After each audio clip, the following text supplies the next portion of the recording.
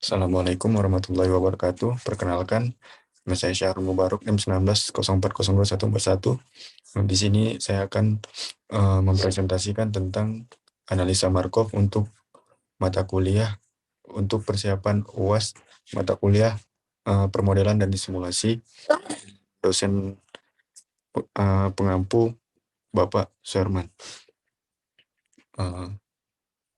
Selanjutnya,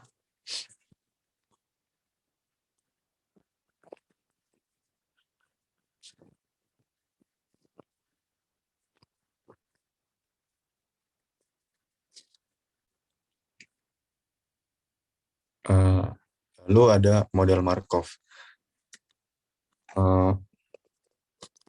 Markov Decision Process, yaitu proses keputusan Markov adalah rantai Markov dengan transisi state bergantung pada state sekarang dan sebuah vektor aksi yang diterapkan pada sistem. Pada umumnya proses keputusan Markov digunakan untuk menghitung sebuah kebijakan dari aksi yang akan memaksimalkan beberapa utilitas dengan memperhatikan keuntungan yang diperkirakan. Lalu proses keputusan Markov berhubungan erat dengan reinforcement learning dan dapat dipecahkan dengan iterasi, nilai, dan metode yang sesuai.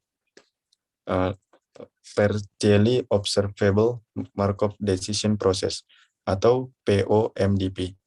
POMDP ini adalah proses keputusan Markov yang mana state dari sistem hanya teramati sebagian. Dan proses keputusan Markov ini digunakan antara lain pada pengendalian agen atau robot.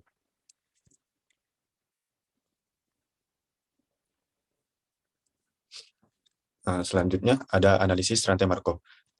Pada analisis rantai Markov itu merupakan suatu metode yang mempelajari sifat-sifat suatu peubah pada masa sekarang yang didasarkan pada sifat-sifatnya di masa lalu dalam usaha menaksir sifat-sifat peubah tersebut di masa yang akan datang. Lalu model rantai Markov ini dikembangkan oleh seorang ahli Rusia, yaitu A.A. Markov pada tahun 1896. Dan pada analisis Markov yang dihasilkan adalah suatu informasi probabilistik yang dapat digunakan untuk membantu pembuatan keputusan. Dan konsep dasar analisis Markov itu adalah state dari sistem atau state transisi.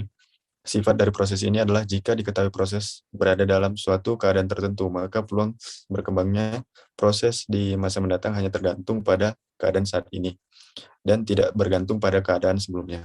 Dengan kata lain, rantai Markov adalah rangkaian proses kejadian di mana peluang bersyarat kejadian yang akan datang tergantung pada kejadian sekarang.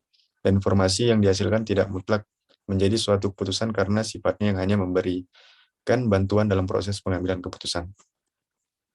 Syarat dalam analisis Markov. Ada beberapa syarat yang harus dipenuhi pada analisis Markov, yaitu sebagai berikut. Yang pertama, jumlah probabilitas transisi untuk suatu keadaan awal dari sistem sama dengan 1. Lalu, probabilitas tersebut berlaku untuk semua partisipan dalam sistem. Yang ketiga, probabilitas transisi konstan sepanjang waktu. Dan keempat, kondisi merupakan kondisi yang independen sepanjang waktu. Nah, contoh penerapannya itu prediksi pertumbuhan pasar jus. Pada sebuah perusahaan jus merek A menguasai 20% pasar jus. Mereka berencana untuk meningkatkan penjualan dengan mengiklankan produk mereka dengan mengkaji efektivitas dari pengiklanan produk tersebut. Misalkan dari kajian didapat kesimpulan sebagai berikut. Bila produk A diiklankan selama 1 minggu, maka seseorang yang menggunakan merek A akan tetap menggunakan produk A dengan probabilitas 90%. Dan seseorang yang tidak menggunakan merek A akan berpaling menggunakan merek A dengan probabilitas 70%. Lalu pertanyaannya, buatlah kurva prediksi pertumbuhan pasar jus merek A dalam 1 minggu, 2 minggu, dan seterusnya. Dan masalah ini adalah masalah sederhana dan dapat diselesaikan dengan cara sederhana, yaitu dengan menggunakan rumus matematis, dapat juga diselesaikan dengan model Markov. Untuk penyelesaian dengan rumus matematis, yaitu adalah sebagai berikut, yaitu di mana asumsi jumlah konsumen itu misalnya 1000. Merek A menguasai 20%. Sebelum promosi, pengguna merek A itu 20%, lalu dikalikan 1000.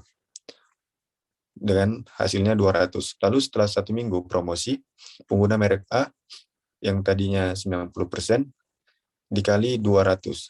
Dan ditambah untuk yang pengguna produk A tadi 70% dikali 800 dan hasilnya 180 tambah 560 sama dengan 740. Dan setelah 2 minggu promosi, pengguna merek A 90% dikali 740 dan pengguna produk A 70% kali 260 menghasilkan 666 tambah 182 dan hasilnya 884 pengguna.